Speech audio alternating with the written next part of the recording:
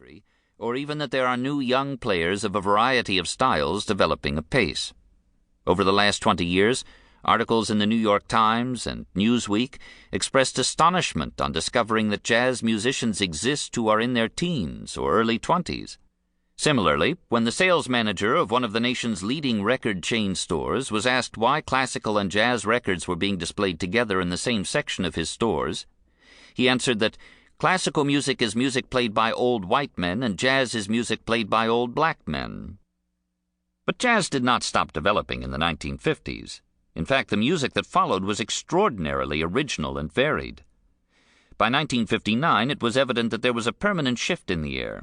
The music of Ornette Coleman, Cecil Taylor, John Coltrane, and others had become the avant-garde, and as it turned out, the last acknowledged avant-garde music of the 20th century. This is not to say that nothing new or different has happened since. Quite the contrary. But it is still necessary to speak of much that has come since as post-Coleman. In the 1960s, jazz established its new, which would stay new for years. At the same time, bebop moved to become the center of jazz, and swing underwent a late revival. It was the beginning of permanent diversity in jazz. Throughout the 1960s, there were continuous changes in jazz, especially in the form of musical mergers and alliances. Links were made with folk, popular, and classical musics of all types, including those from beyond the West. New musical resources and techniques never called on before were put to use in jazz.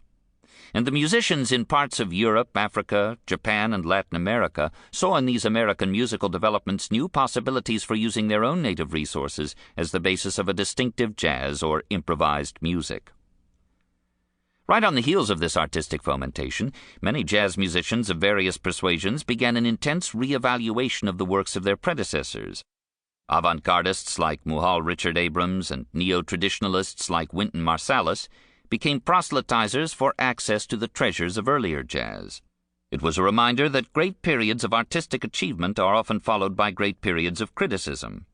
But in this case, most of the critical re-evaluation took place inside musicians' circles, since the influence of journalists and scholars had lost much of its force during the previous 30 years. Jazz now finds itself caught between what critic Gary Giddens called the institutionalized classical music elite and the populist centrists. It is excluded on one side as merely pop music, and on the other as being no longer popular, neglected because of its lack of pedigree and ignored commercially because it doesn't sell enough records.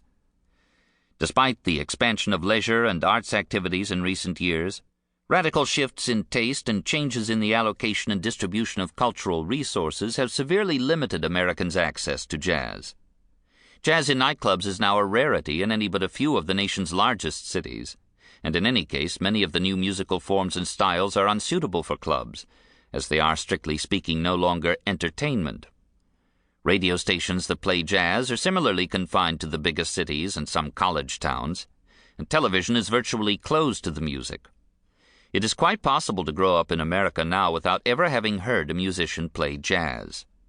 This is especially odd, given that the breadth and variety of jazz is now probably great enough that everyone could find some form of jazz to their liking. Yet there is more to jazz than music, and it is there, paradoxically, that its influence is profound. Jazz is also a loosely connected set of ideas. It has a history and a tradition of thought, an imagery and a vocabulary that have given it reality and presence. It has its own hagiography, even if a rather democratic one, with its saints from time to time being voted in and out of beatification. Louis Armstrong, for example, who was up for years, then down, is now back on top again. And it has a mythic geography as finely detailed as those imagined by mythologists like Italo Calvino or Jorge Luis Borges.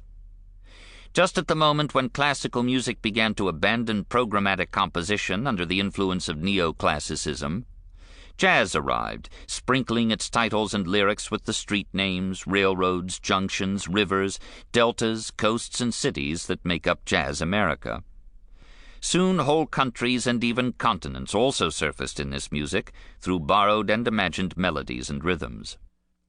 Jazz has been represented in a striking number of ways and by a variety of means.